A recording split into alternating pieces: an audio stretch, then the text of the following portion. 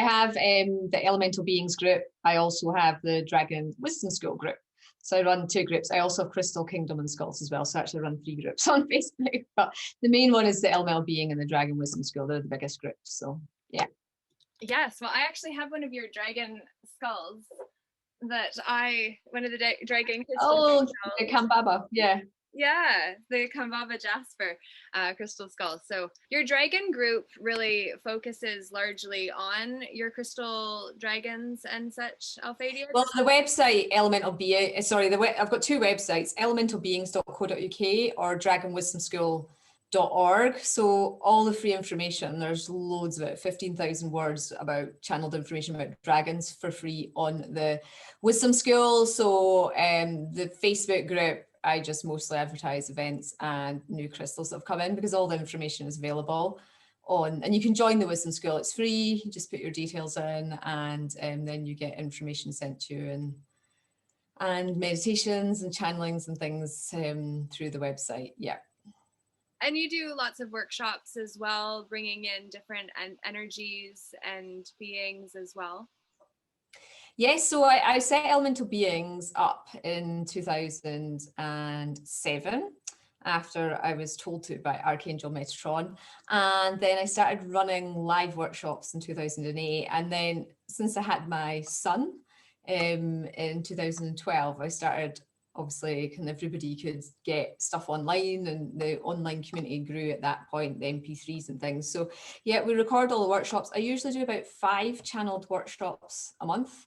Always do full moon, always do new moon, do dragon. I do a dragon workshop. So this month's dragon workshop is going to be the end of this month. So I haven't even channeled it yet. Literally, they don't give me much notice these days. Usually I get 4 days notice for a workshop coming up. So we always know the new moon and the full moon, so it will be happening. But yeah, so I'm a channel. So the information is just channeled through. I literally just sit down for 3 hours, don't know what I'm going to say, and it just all comes through. And yeah, thousands of people have done my courses and really have phenomenal shifts.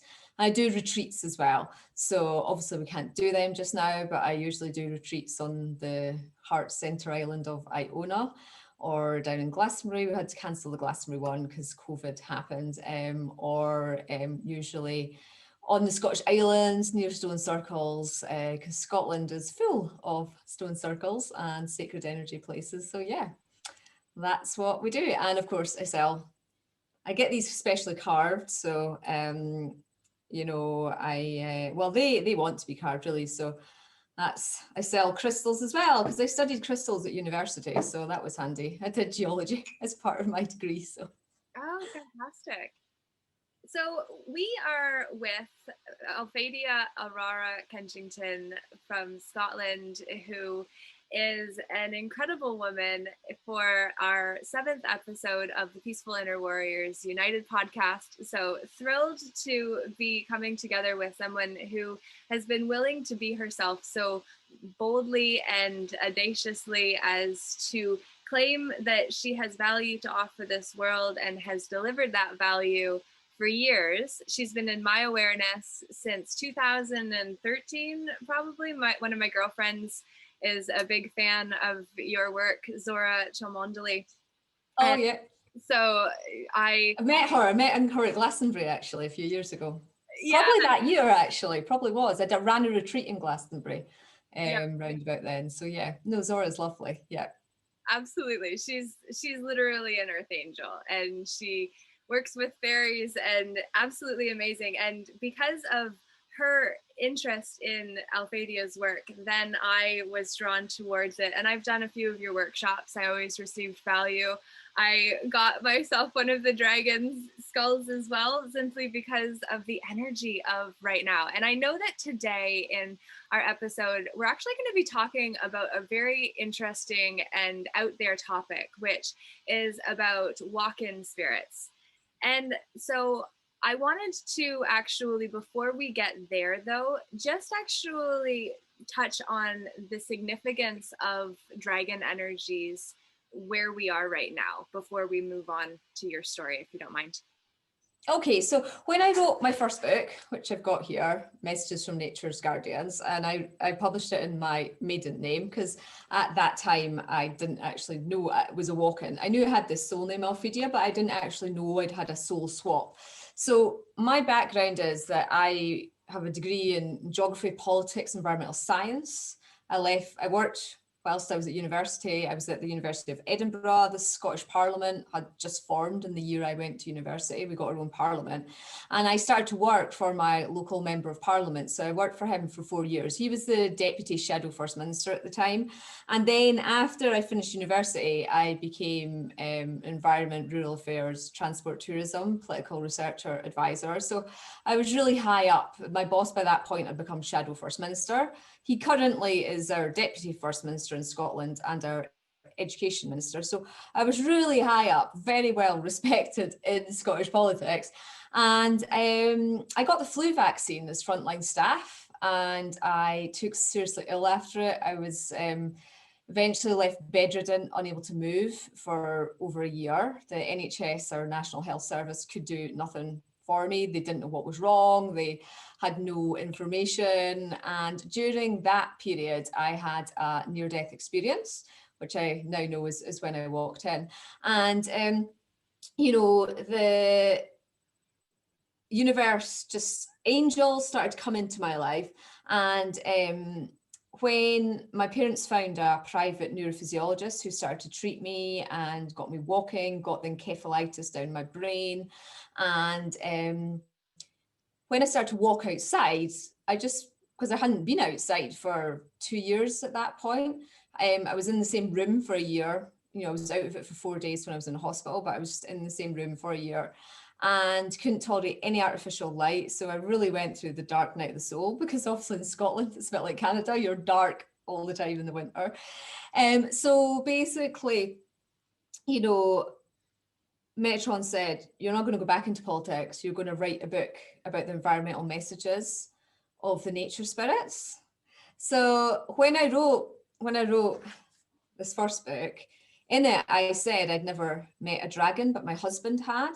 He wasn't my husband at that point. He was just my fiance, but, you know, my partner had. And it was 2000 and so I started to work with them, probably started visiting me in about 2008, 2009. And then really in 2013, they were like, we need to set the school up. So many people are going to be wanting to work with the dragons, because they really flooded back to, you know, into our consciousness after the 21-12-12 shift.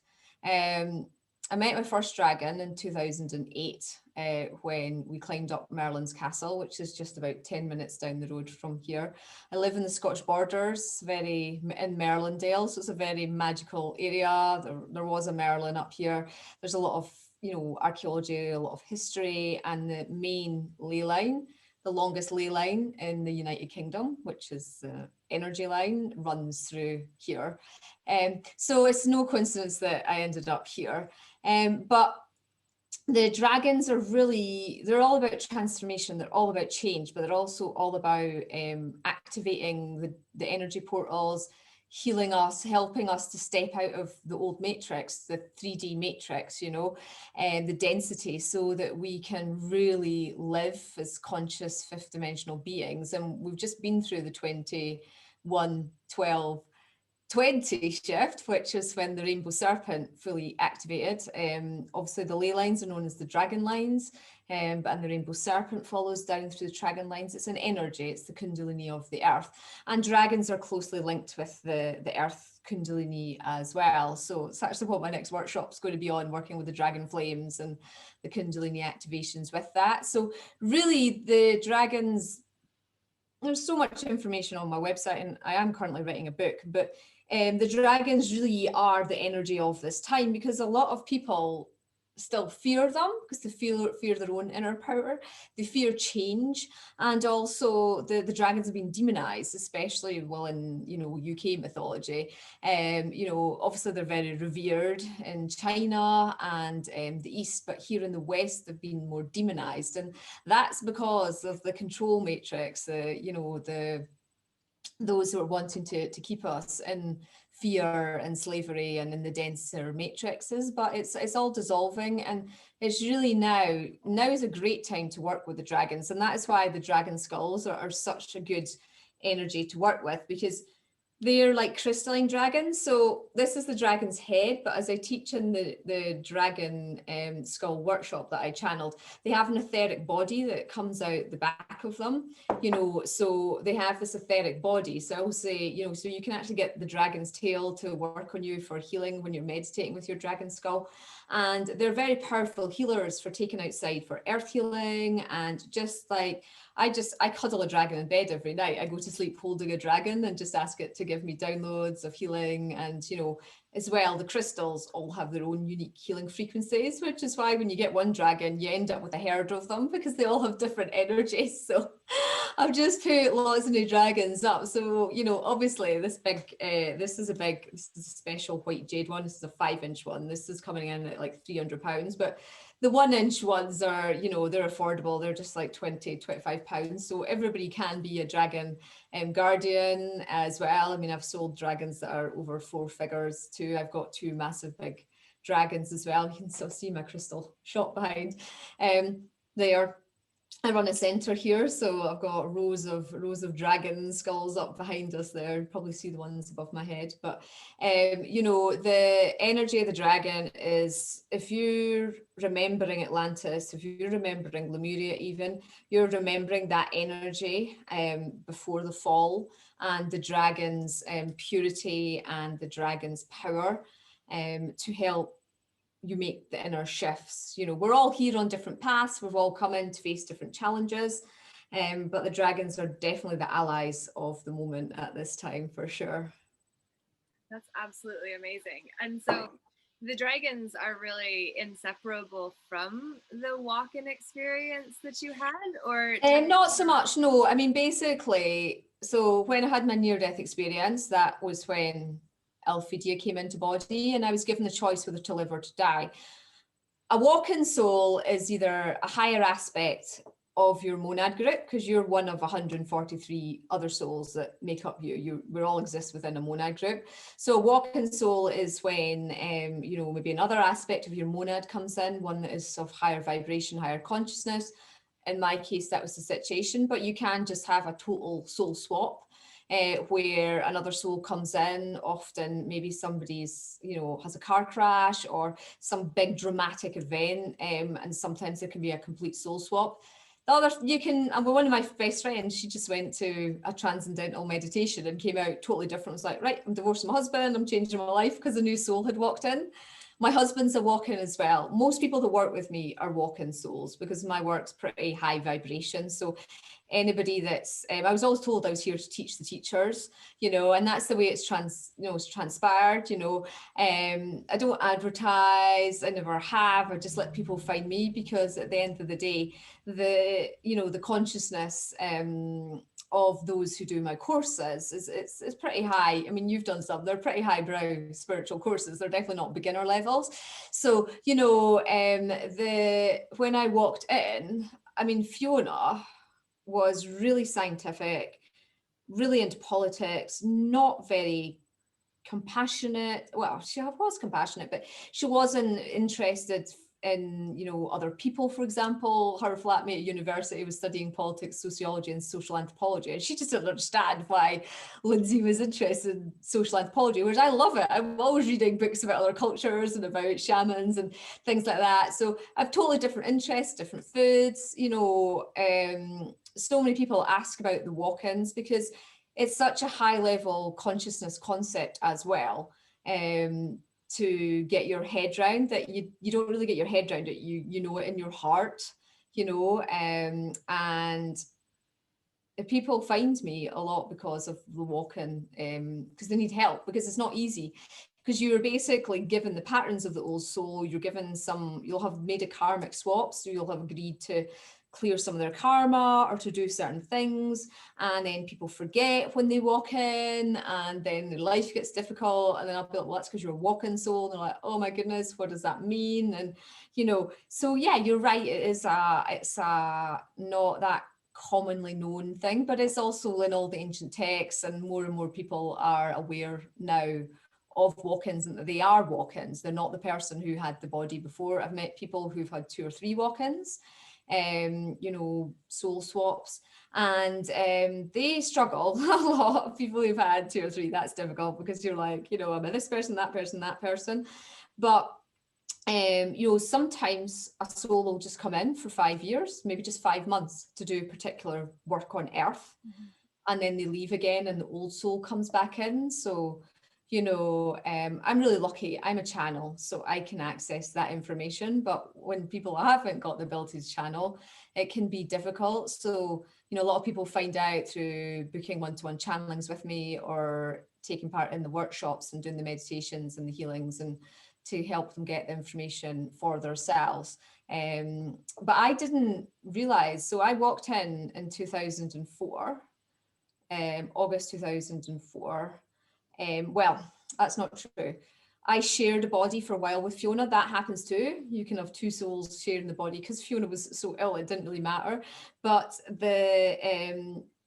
the full walk-in, Fiona left in August 2004, but I didn't know, I didn't get confirmation I was a walk-in. It wasn't even in my consciousness until 2011. And I was lying in the bath, I was reading Drumvalo Melchizedek's book, The Serpent of Light, and he's talking about him being a walk-in soul, and then Thoth appeared and just said, that's what you are. You're a walk-in. And I was like, oh, of course I am. Of course, that totally makes sense now. My life made sense in that moment. I was like, of course, that's, yeah, thank you. And you mean Thoth, the Egyptian god? Yeah. Yeah. It's just like, of course that would be who comes to announce something so divine as for you to have come to experience your soul's fullest expression. How does that specifically work then? I know with the soul realignment stuff that I'm trained in, with accessing the Akashic records, you can find when somebody walks in, but then what happened to Fiona's soul? Then she just went... Well, just the same as when you die. She just got recycled. Well, it's like you just walk out of body. Like all the top shamans just said, right, I'm leaving Earth, I'm walking out of body. So she just went over the Rainbow Bridge and back to work on the other side. So yeah. Change ships. Sorry? Captains changed ships. Yeah, basically. So, you know, I don't actually really know, because that's the other thing. I'm not that fascinated by Fiona. I don't know what she's up to. People who can, I think when you can access information, I know if I wanted to find out, I could find out if she's on Sirius or she's an Arcturian. I mean, I'm an Arcturian. I'm an incarnate Arcturian. Alphedia is an Arcturian. Fiona, I think Fiona was an Arcturian as well. She had a lot stronger Arcturian traits than I do. But yeah, so I think Fiona's back on Arcturus, just doing her thing. I did a ceremony for her though. So one of the things I recommend people do, that they hold a ceremony, like you know, an honoring and a blessing for their previous soul. That really helps people, I find. If they do that, and then maybe work with somebody, a practitioner, to make sure that, that's what you'll get, the old soul can dip in and out a bit, and that can cause issues, you know, and obviously a lot of marriages and things break up. My husband's a walk-in, and he walked out of his first marriage because he was like, you know, it wasn't the right person for him to be with.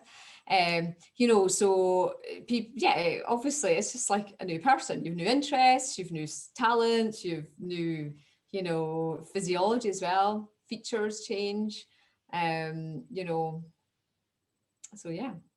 What about this? So tell us more about the monad soul and the 144 aspects of us that make up who we are. I've never heard this theory before. You've never heard of the monad? Oh, there's so much information out there on the monad if you Google it. Yeah, so basically you have an oversoul group of 12, and there's 12 groups of 12 within your monad. And so often people talk about their twin flame, but their twin flame is another person within their oversoul group. And then your monad group, there's another, you know, there's another 11 groups of 12, and they'll not all be incarnate, you know. It's very unlikely you'll not all be incarnate on Earth, because obviously you'll be incarnate on other planets and galaxies and star systems. But yeah, I run a lot of monad workshops as well. I've channeled a lot of them. A lot of people are really into that. I've met quite a few of my monad. They've found me. So yeah, that's the monad group. So is that kind of like Jesus and his 12 disciples? The disciples would have been like the members of his No, group? they wouldn't, not necessarily, but the number 12 would be significant because it's all based on numerology. Earth is all sacred geometry and numerology. And, that's why mathematicians understand how the earth works, because they understand the numerology, the numbers of the earth. The 12 is a significant number because of your 12 overgroups, and everything's 12 groups of 12. Right. And so in terms of expressing Alphedia's full potential in this world, what would that look like? What I'm doing now. I'm still working on it. Everybody's working on it. I mean, I'm really having to clear this just now, the energy of this time, particularly this week. It is all about really using the energy of this month to clear out your past lives, to clear out your patterning. You'll be getting physical pain manifesting, you're getting illnesses manifesting, because all illness is imbalance. Disease, is just imbalance. You've got belief patterns, that create, manifest certain illnesses. And, I've just discovered this week, I had a contract to be punished in this incarnation to make sure I do my mission, because in lots of other incarnations I've committed suicide too early and stuff. So, I'm undoing that one because I'm fed up being punished. I've got pains, I've got symptoms manifesting. But if it's all illusion, and just pray and just ask for the guidance and allow it to, all show up. At the end of the day, we're working on returning to wholeness within. That's what the rainbow frequency is about. It's about returning back to oneness within, and it's getting rid of those aspects of the ego self, like the fear, the anger, the jealousy, the envy, the self-hatred, the unworthiness, the grief, the sorrow, whatever it is that you're carrying in your matrix. But again, that's quite an enlightened consciousness, and a lot of people are not working on that at all on earth. But people are doing my courses, we do courses, we do meditations where we're clearing out, you're getting shown what's the next layer coming up, because essentially it's peeling away the layers of an onion to get to the beautiful diamond within that's going on just now. Absolutely. And what about the rainbow serpent energies? For a lot of people, that's a brand new concept. So for somebody that hasn't heard of it at all, how would you describe the rainbow serpent energies of right now? Okay, so did you take part in the Rainbow Serpent ceremony? I did. Okay, so I did a Rainbow Serpent ceremony at the New Year, and it was the winter solstice. It was the day we moved into Aquarius. So the Rainbow Serpent it's that Kundalini of the earth that Drumvalo Melchizedek was writing about in his book. It's a great book. Obviously, it's a bit dated now, but it's still relevant to read. The Serpents of Light book, which is all about the Kundalini of the earth moving from wherever the Kundalini resides, as in coils up and resides, is where there's massive spiritual consciousness. So it was held in Tibet in the Himalayas. So that is why we had Buddhism birthed out there, and all the enlightenment of the masters, Jesus believed, went and trained in the Himalayas with Master Babaji before he came back. And it's now moved to the high plateaus of Chile and Peru, which is why everybody wants to go to Peru now. Because that's the massive spiritual awakening place now. But the Rainbow Serpent, if people are interested, you want to look up Aboriginal history, and that's why the big ceremony was for Uluru, the activation. It's the solar plexus chakra of the earth, Uluru, the sacred mountain. Obviously, it was known as Ayers Rock in colonial times, which was very disrespectful to the First Nation people, the Aborigines. And so basically, it is that Kundalini life force energy that runs through the earth, but we can bring it up through ourselves now as well. And it charges us up with all the frequencies and the rays. So it undulates like a snake. It's not actually a snake, but it moves like a snake, and it's got to move around the world. And as it moves through, it brings up basically catastrophes, because where the energy is stuck, if it builds up and builds up, then you'll get volcanoes, you'll get earthquakes, because the ley lines are all choked from us mining and harming the planet in that way. so anytime I get a new crystal in, and who buys a crystal from me gets an MP3 meditation, and it is about healing the land of where your crystal came from, blessing everybody that helped get the crystal to you, giving the energy back, so that you're working with an ethical crystal, and giving back. But it is about, the way we live. We've blocked up a lot of the energy, doesn't flow very well. That's why a city doesn't feel nice to live in a city, because there's not much chi life force. The ley lines aren't flowing, the dragon lines aren't flowing. And so then people, that's why crime rates are high, and okay, there's more people to rob or to fight with or whatever, but you won't get that aggressive energy if the ley line energies are flowing right. So it is quite an advanced concept. I just advise you go onto my website if you want to learn more about it. But it'll awaken you. But if you Google it, there's lots online about the rainbow serpent. It's been known. It's the Aborigines that have kept the story of the rainbow serpent going through their culture and their mythology. That's brilliant. And then, out of curiosity, for where we are right now and what's going on collectively, what is the dream that you're dreaming for? What am I dreaming for just now? Well, just return to wholeness, unification, people to move out of this separation place and stand up for who they are. I mean, I've always been told by the angels for years I'm in hiding and I've got to get out of hiding, because I haven't been comfortable in who I was. And a lot of people are going through that journey as well. But really, that's what we're all doing at this time. Mm-hmm. Absolutely. I felt like I was hiding in public view for years because I was doing all the online stuff, but then having very few connections in between in my personal life outside of family and the gym and the grocery store. My circle was very small with being a pre-COVID-like lifestyle that I was leading, and then the mental health stuff that came with that. And when you were speaking as well about Fiona's life and then Alphedia, it's like there's a distinct separation in your identities between the two characters, essentially. And so I'd be curious how you would say mental health ties into the experience of spiritual phenomena that can't be medicated or to be just put into medical words, or be able to, put a label on outside of a diagnosis. So I have something called chemical sensitivity syndrome I was diagnosed with, and that means I can't take drugs, I can't do conventional medicine. But actually, although it's hard, it's your freedom. It's like, what got me better was having to go down the alternative route. And I would just say to people to move away from labels. As soon as you start labeling something, as soon as you start diagnosing something, then you're stuck. So you want to move out of labels. Like, that's what gets you mentally ill. If you don't want to be mentally ill, don't think about labels, just be who you are. And, don't pigeonhole yourself, really.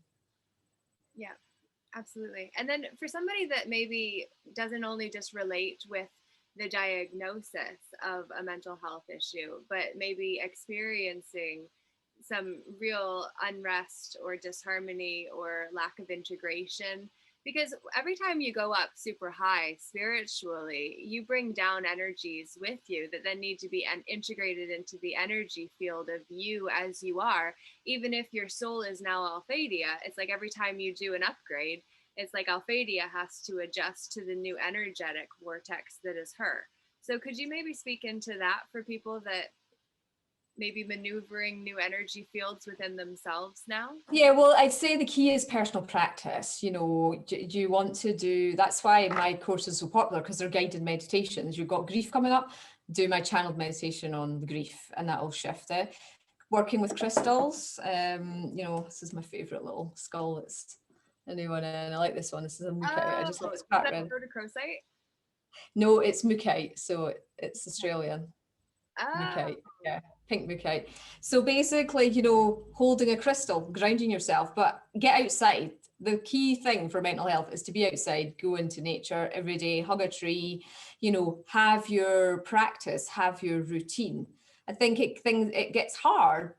People dip out when it gets hard and they start wallowing in the thing, and they want to do the easy thing of just like trotting off to the doctor or whatever else it is to avoid the pain. But the pain is what's to be worked through. There are some conditions. I've worked with schizophrenics who've had massive entities and things on board, and because they've been medicated, though, it's very difficult, because by then their brains are not functioning properly without medication. So you have to be really careful. But it tends to be, now I'm not working in that area so much. I tend to be working with the high flying light workers. So I don't, anybody, we would call it a healing crisis rather than a mental health issue, because they recognize that that's just giving it a psychiatric label. It's not, it's just a healing crisis. Something big's coming up and you just need to navigate and find the appropriate, solution. And you get that, you get that by going to a practitioner like my husband, who's a homeopathic doctor, or just send me a message on Facebook and I go, oh, well, this is what's going on for you type thing.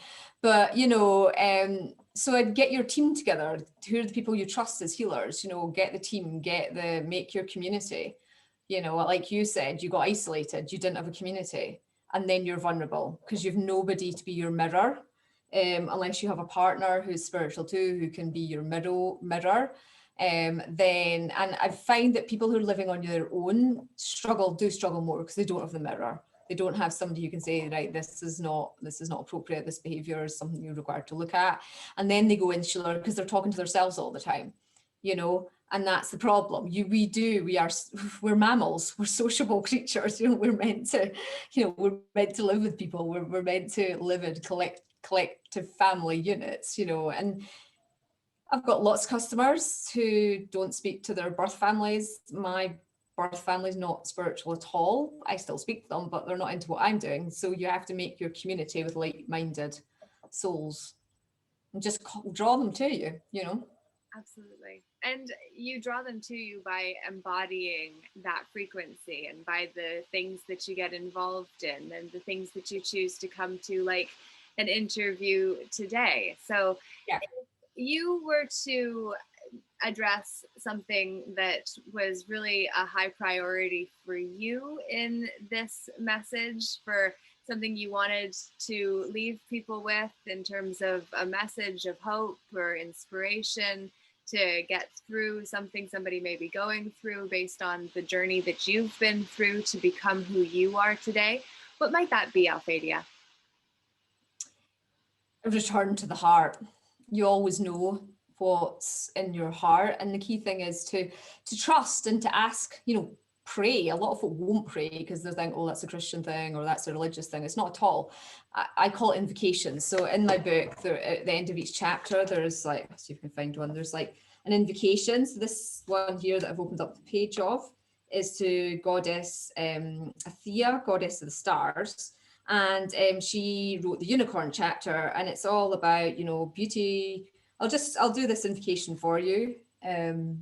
Somebody's delivering.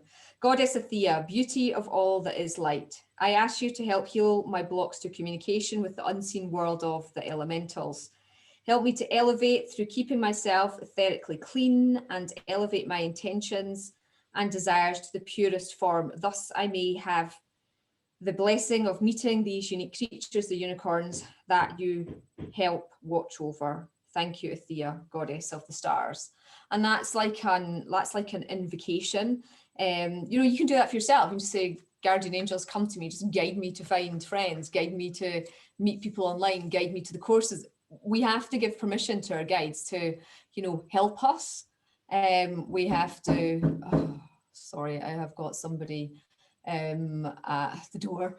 We have to, I don't know why he's not ringing the doorbell. My husband would tell you, we have to do this work. We've got to give permission, so that the beings can come in and help us at this time. Yeah, because beings won't interfere with our free will. So yeah, exactly. They won't interfere unless we call. Yeah, and that's why it's all about giving permission. And if every time I've asked, you might not. The other thing is, it's like posting the letter. You trust that letter is going to be delivered to the person you've posted it to. So you don't control it. You're not like, delivering it yourself. you're trusting, and that's the same with your prayers. You put them up there and you just have to trust that they'll get answered, and they might not get answered in the way you expect, but they'll get answered in a higher and better way. And even if it seems to be a negative experience to you, that's your judgment, because we're moving out of this third dimensional place of judgment. So, you know, even if something seems like catastrophe, actually, when you heal through it, you're like, oh, wow, you know, I was engaged to somebody when I was Fiona. I was engaged when I seriously took ill, and he split up with me when I got ill, obviously.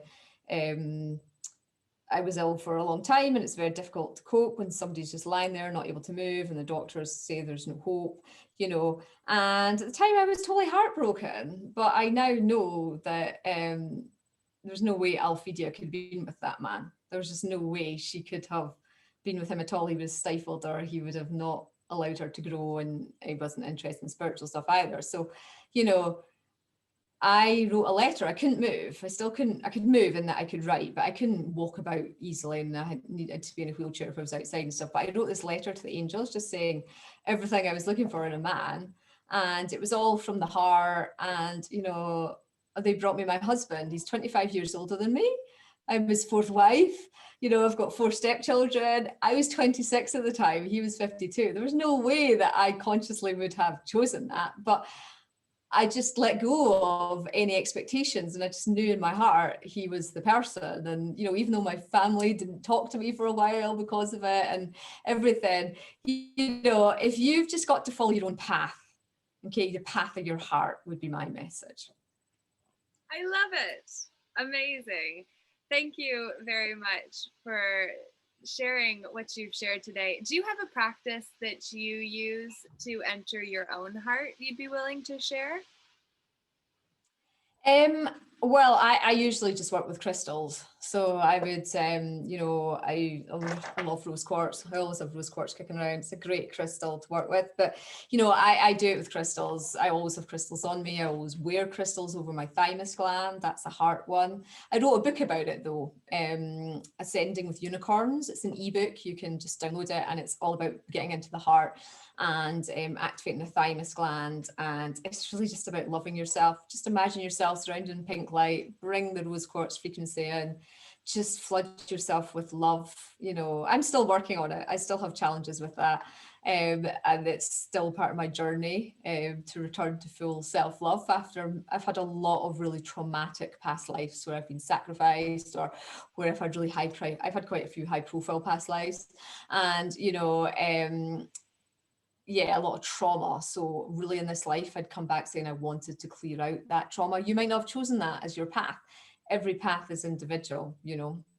A lot of brand new star seeds are coming in. I'm also a forest school leader. So I was told I had to help set up a school for the new children. So I trained as a forest school teacher for 2 years. Obviously we can't run it. We're in full lockdown in Scotland still.